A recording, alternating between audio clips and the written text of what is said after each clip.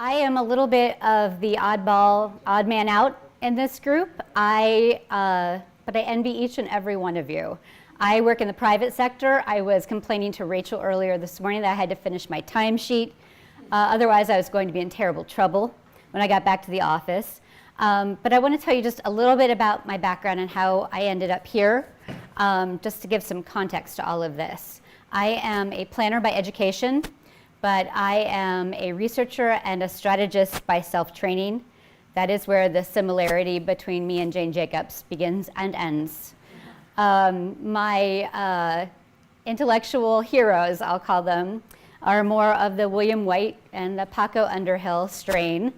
And I have used the information that I've gained from them in my activities as a principal at a firm called Street Sense in Bethesda, Maryland. This work has also been supplemented by the fact that I'm a daughter of retailers. And one of the things that I feel is missing from this conversation that we've had over the past day and a half is, what does this all mean from the perspective of the person running the business?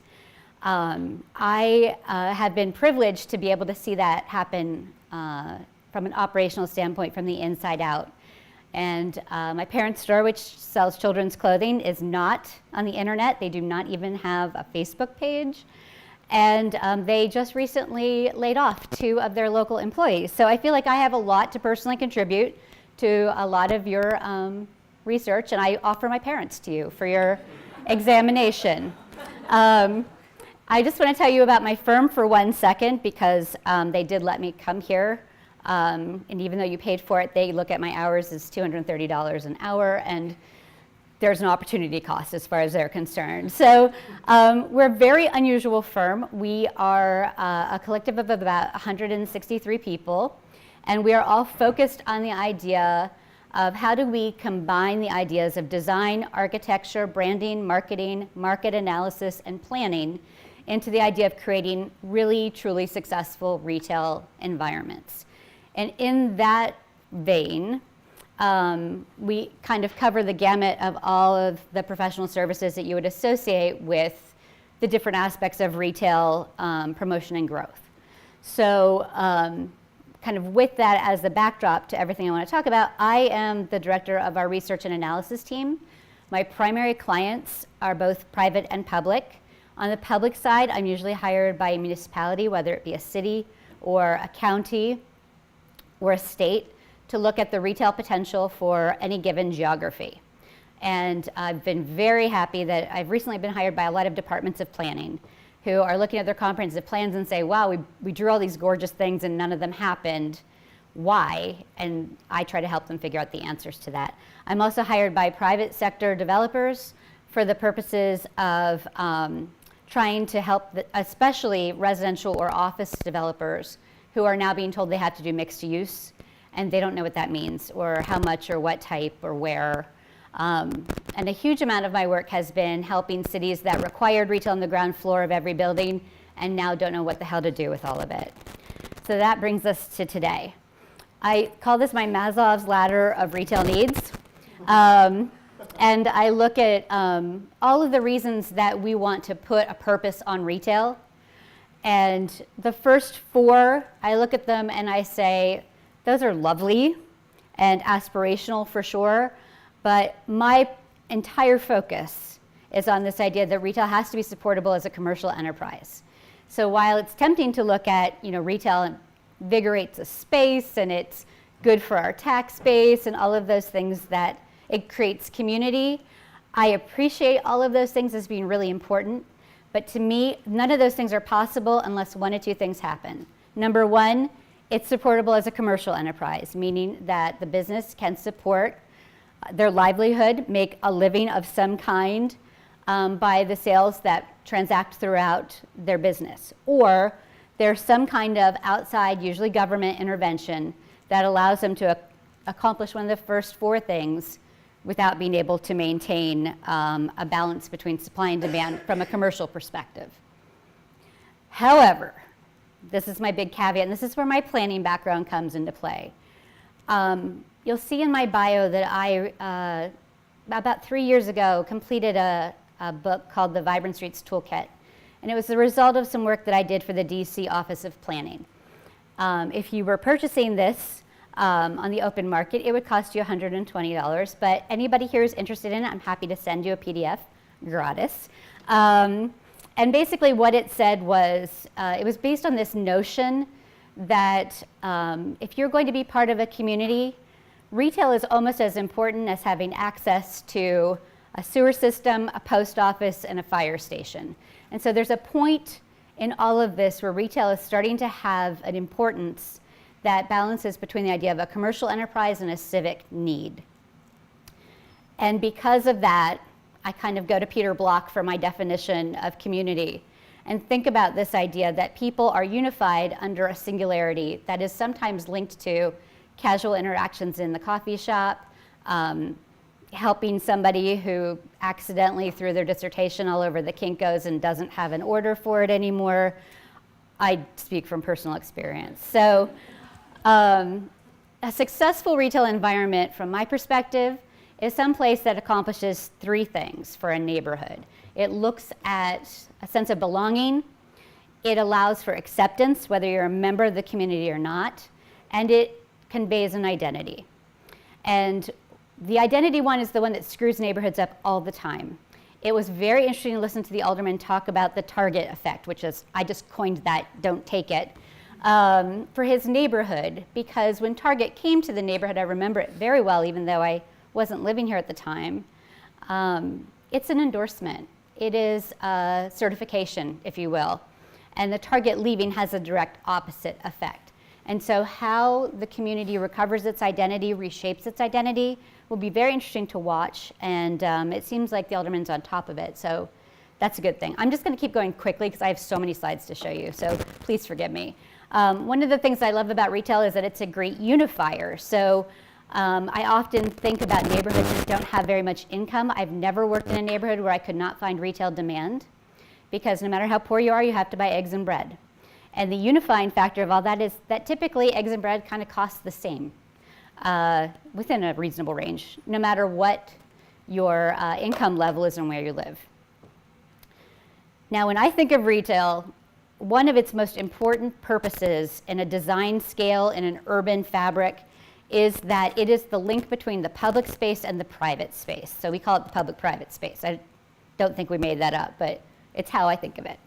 And that is the area of the sidewalk that's been claimed by the retailer, as well as the interior of the retail space. There's all kinds of studies about how deep that space goes into the retail space. You know how you hate to go to the back of the store and that's where they put all the sales stuff? The reason that they do that is to extend their private-public space as far as they can. But this is going to end up being an important discussion later when we're talking about, if we can't put retail in these spaces, what do we put there instead to fulfill this paradigm? One of the things that we haven't talked about very much are some of the data sources that are available that I use. And so I have this thing that my commercial clients hate, my public sector clients hate, where they'll come to me like, Heather, you don't even have to do half of what you said in your scope. We've done a customer survey, and we know what the community wants for retail. And I'm like, you can just throw that straight away, because I do not care at all what the community says they want. Because if you asked a community of people who would like a really lovely coffee shop with the best Parisian patisserie around the corner from your store, who does not raise their hand? It doesn't matter. What matters is, can the neighborhood support it? The way that I measure their ability to support it is by the information that I'm able to gain from consumer spending patterns, which is a report that I am able to access through the Bureau of Labor Statistics and the program I'm using here, which is SiteWise. One of the things I love about SiteWise is it doesn't matter if I'm looking at a census block or a municipality, or if I'm drawing the polygon myself, which I always am. It takes points that it derives from census block projections, and it gives me information based on sales. And so the reason that I use this, it's not a perfect data source at all, but it's what retailers are using and it's what commercial investors are using in order to measure demand. So you'll see up here where I asked them if they wanted a bakery, what I'm doing is measuring what their spending is on bakery products in aggregate. some of you have gone into this as well, and Conrad and I just totally by accident have the same general groupings. I mean, we professionally consulted on this and we have the same general groupings. But we look at retail in 3 different categories. It's very tempting to look at it as an aggregate, but you can't when you're doing a market assessment. The first one is neighborhood goods and services, and to me, that's basic needs retail. It's the things that you shop primarily based on convenience. You will take an inferior option over a better one further away for the convenience of it because you're having to do this on a regular, mostly weekly basis. The second category is food and beverage, which we also call dining out or eating out. It's food consumed outside of the home. So it doesn't include groceries because grocery is in neighborhood goods and services. And it includes restaurants and cafes, and if you're in Detroit, it includes Coney Islands, which is a really important category in that general area. The last category is called general merchandise, apparel, furnishings, and other, or GAFO, if you want to be really cool with the market analysis set. And that's shopper's goods. And somebody else, I think, had a great name for it. I don't remember what it was, but it's essentially, we think of it as a department store torn apart. So it's a jewelry store, it's an apparel store, card stores, discount stores, home decor. There's very specific reasons why we look at these in these 3 different categories. And it's because from a market perspective, they operate in clusters. So here's a city, it's actually Chicago, I told you guys last night, and it can support lots of clusters of neighborhood goods and services. And they repeat with a tremendous amount of regularity in a densely populated environment because the receipts in those areas are higher and more regular. And so I need a concentrated population of a certain number of people who are going to patronize my business regularly at a fairly reliable receipt rate. In the same area, a food and beverage cluster cannot locate with the same regularity as a neighborhood goods and services cluster because while I might go to Chipotle for convenience on the regular, if my husband wants to take me out on a date, I'm not suggesting Chipotle as our option. And I might be willing to travel a little bit further and past other dining options in order to get to someplace really nice that I would like to go to. Food and beverage tenants are looking for a pretty decent amount of expenditure, but from a wider range of people because I'm more likely to go out to eat less regularly than I would be to go to the grocery store. And then the GAFO trade areas can be enormous. I think of this as shopping for a Mother's Day present. The other corollary to that is a young man who's going to buy an engagement ring, or a young woman who's going to buy an engagement ring. The GAFO retailer is counting on you having driven past them hundreds of times without engagement on your mind. Then that day that you decide you want a ring, your subconscious remembers that you've driven past that place a million times. And you might be willing to drive 45 minutes to an hour in order to participate in a unique shopping experience at that location. And what's great to me about retail market environments is that they overlap. So I often think of retail markets as a cake, where you can be simultaneously participating in an NGNS, an F&B, and a GAFO retail market all at the same time, or you might only have neighborhood goods and services in your neighborhood. Now this is really important, and some people have referenced this today, but I included this slide last night at the last minute because I think this is critical to the conversations that we're having. So if you look at household spending across the country, on average, we spend about 50% of our available spending on neighborhood goods and services retail, about 30% on eating out in a variety of different ways, and about 20% of that in the general merchandise category. For a long time, we were going, oh, well, only 9% is going to online. That's really not such a big deal. But that 9% is almost entirely coming out of general merchandise, which is why you see the apparel shops and the Foot Locker and the Radio Shack going out of business or shrinking dramatically because it's not 9% to them, it's practically 50% to them. And one of the things that I was really hoping to talk to Liz about, and we'll do that at dinner tonight, is that 2017 was the year where a majority of mass merchant retailers, so Williams-Sonoma, Banana Republic, Gap, en masse, for the first time, were recording a higher percentage of online sales than they were in-store sales. And that kind of represented a flipping point in terms of retail markets and retail demand. I'm going to go through this super quick, but I kind of love these slides and I just wanted to share them with you. When we were working with the DC Office of Planning, they were sure that their neighborhood retail operations were not doing well because they weren't marketing them correctly. And we realized through the course of working with them that we had to educate our client a little bit more about how retail actually worked. And so we created these diagrams, and then they ended up thinking that they were like the stars in the moon. So I shared them with you as well. We looked at 3 different types of retailers. We wanted to explain to them that successful retail operations, whether they be local or chain, have a system of evaluating sites, and that they have to meet certain threshold criteria in order to find a site that works for them. And so they don't just go, I think I'll open a store in Wicker Park today. They actually go through, they might look at several sites, let's say it's 3. The home decor store says, I have to have 35,000 people in 3 miles. I will not be successful here unless that's true.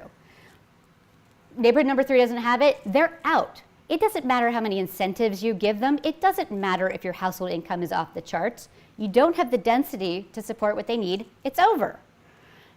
Second criteria, average household income, 50,000 K within 3 miles.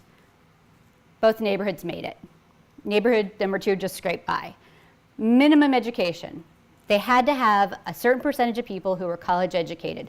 Part of the reason for that, from a retailer's perspective, is its income certainty into the future.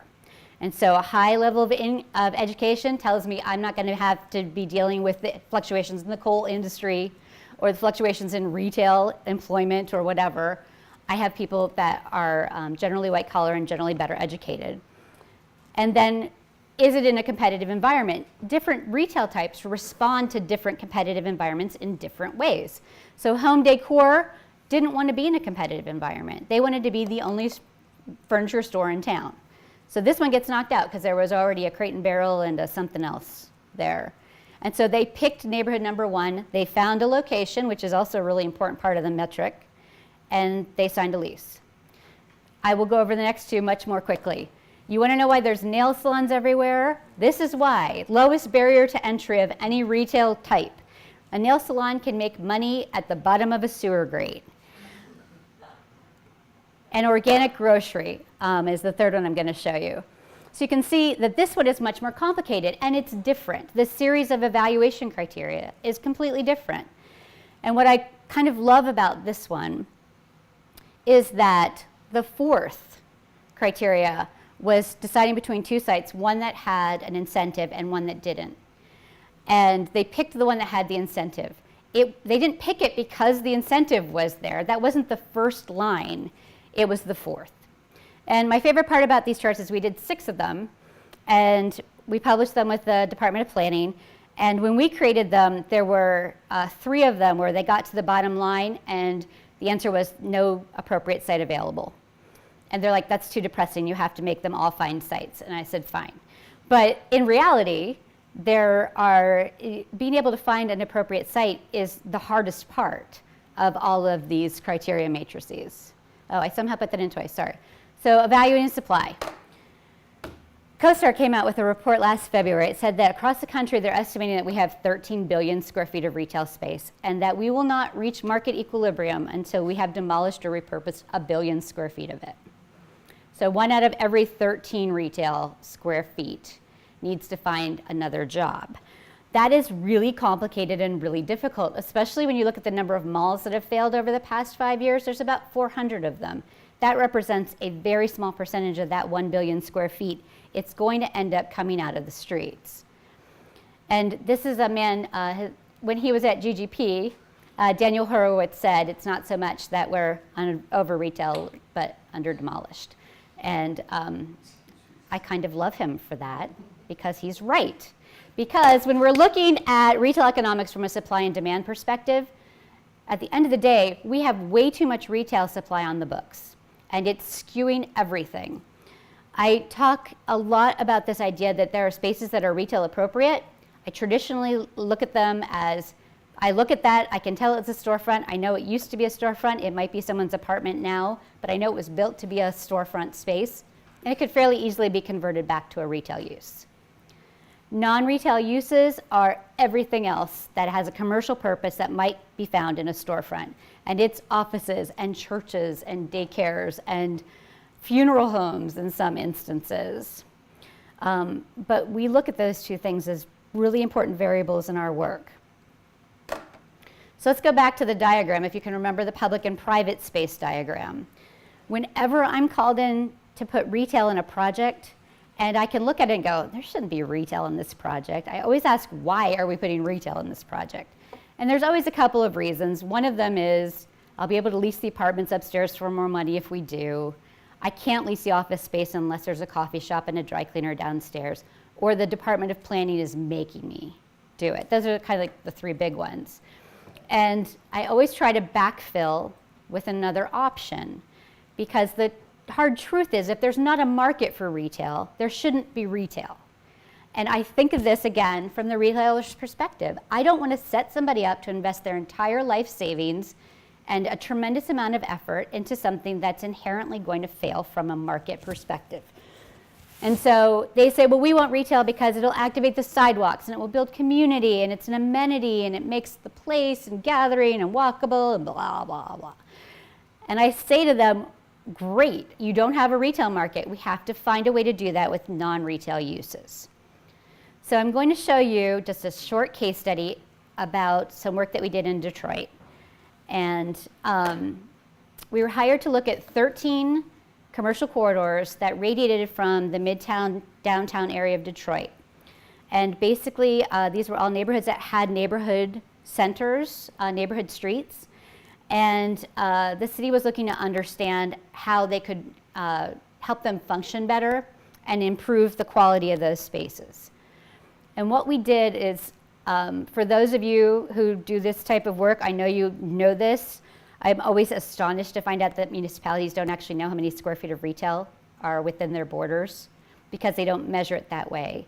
You do an occupancy permit, it's based on seats. If you're a restaurant, it's based on the number of people who might work there. It's not based on square footage, so I'd never have anything to work from.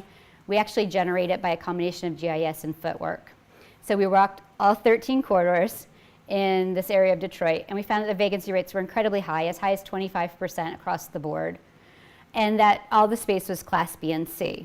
What that says to me is, if a Class A retailer wanted to be in any of these retail streets, there wouldn't be a place for them to be. And so by and large, we discovered that the streets were not retail ready, which means a retailer would have to do a great deal of work in order to make an operation happen in an already risky environment.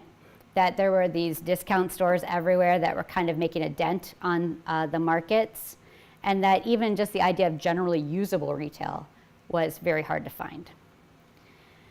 And the conclusion of this was that we were lacking places where the retail was continuous and the building quality was good. And so we started going through and saying, what's keeping this from happening? What's keeping this from being successful? With the understanding that even the smallest amount of retail in a corridor could contribute to a community's success.